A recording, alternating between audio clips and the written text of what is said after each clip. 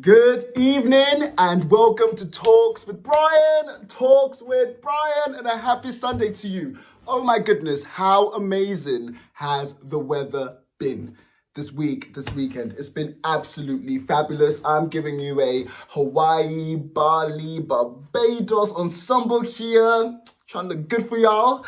But let's get to it. Hey, let's get to it. Today's huge. Today is heavy championship big.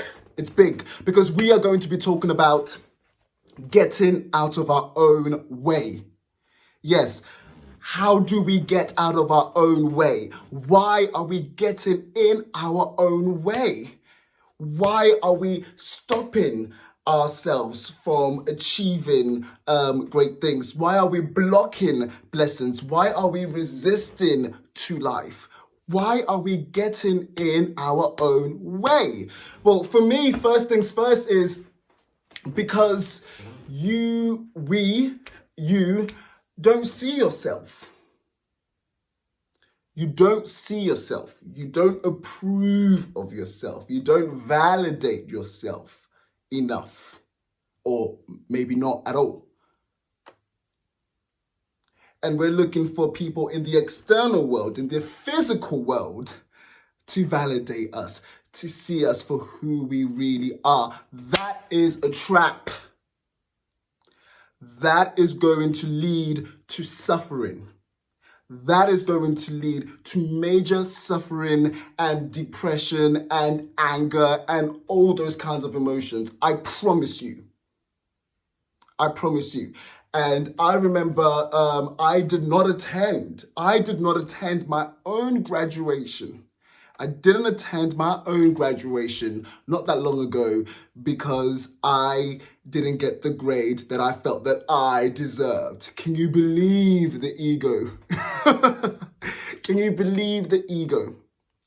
I got in my own way. I got in my own way because I needed the approval of the white man. I needed the approval of the establishment that didn't work for someone that looked like me most of the time. They didn't see me. That was what the psyche was saying. That was what the ego was saying. They didn't see me. They didn't validate me. I deserve better. Really? I got in my own way. And if I understood the being part of me, I always talk about we're human beings, so the human part of me was reacting, was resistant. The human part of me was the ego. I'm not going. And if I knew what I knew now, and by the way, let me just put a pause on this. There's no regrets. By the way, I don't want people to think, woe Brian, he didn't go to graduation. There's no regrets. I needed to go through all this type of suffering for the awakening that I'm experiencing now. Okay? And all of us will have an awakening experience, if that makes sense. Some of us have it whilst we're on the hospital bed. Some of us have it in a car crash, through a breakup, through whatever. We are all going to have an experience that is going to cause us to suffer, that's going to lead us to our awakening. Okay, so let me just get back to this. And also as well, because there might be someone that might watch this and take this the wrong way. When I talk about the establishment and my drama school, it's all with love. Myself and the principal and the course director, we are good. We communicate often. I went to the best drama schools in the world. I'm a proud student, and it is a sacred contract. It is a sacred contract for me to be transparent, for me to be honest, for me to talk about my experience to awakening. Okay, so there's no bad blood or animosity. So anyways, if I saw myself, if I truly, truly saw myself, I would have been able to attend my graduation. I would have been able to have that experience and trusted that I was going to be okay, that I wasn't defined by a piece of paper or by a grade. But that just wasn't my consciousness. I got in my own way. And how many of us do this regularly? How many of us do it? We get in our own way. Whether it's in our relationships or whether it's in our professional endeavors. Either we don't think we're good enough or whatever.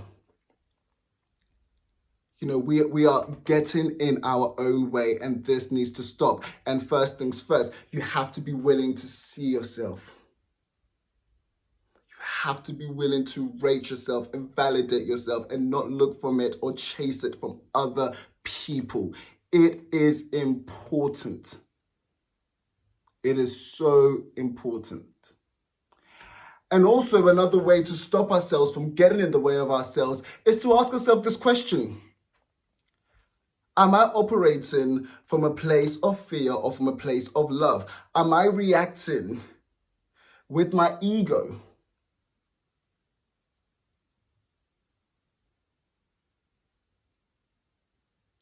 Am I going out, is someone more superior to me? The actual thought process that we believe that somebody is superior to us. You're getting in your own way. And the same thing works if we believe that we are inferior to somebody else, that we feel small. Again, you're getting in your own way. Okay? We have to make these choices. We have to make these choices on whether we are going to be alive and thrive, or we're simply going to live. We're going to be stuck in survival mode. So let's discuss this. Let's talk about this. Let's ask ourselves, okay, am I in my own way? Am I in my own way? Am I going for it enough? Do I love myself enough? It's all well and good putting on your favorite Carhartt jumper or your favorite MAC lipstick and thinking, oh, I love myself. And, it is a state of being. It is a state of being. I say this every single week, and I feel like I'm repeating myself, but in a really good way. You have to embody this feeling. You have to embody this feeling. And another thing as well that is so important that we all need to realize is that we are at one with nature. I'm going to do a video about nature. I don't know when the timing is right. But what I do know for sure is that we are the same thing as nature. For a long time, myself included, and a lot of us believe that we are separate from nature. We actually believe that we are separate from the trees and we're separate from, all the amazing things that we witness when we step outside. We believe as human beings that we're superior. We might not believe it, but we definitely act like we are. We definitely act like we are.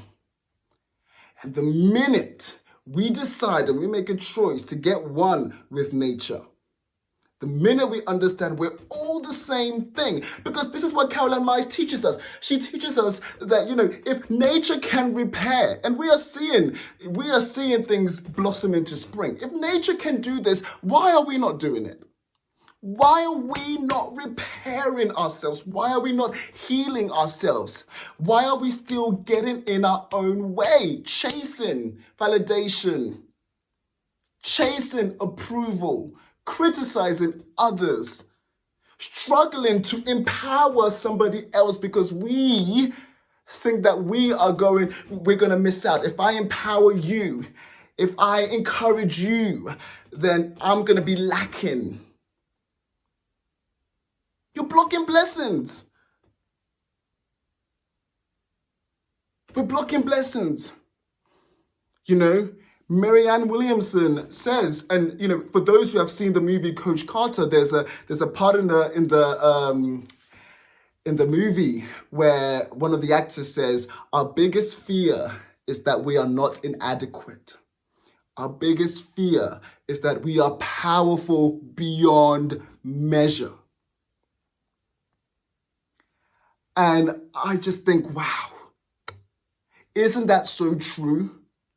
Isn't that so true that we are powerful beyond measure? That we fear it. We fear how amazing we are. We fear how genius and talented and smart and beautiful we are. We are scared of it.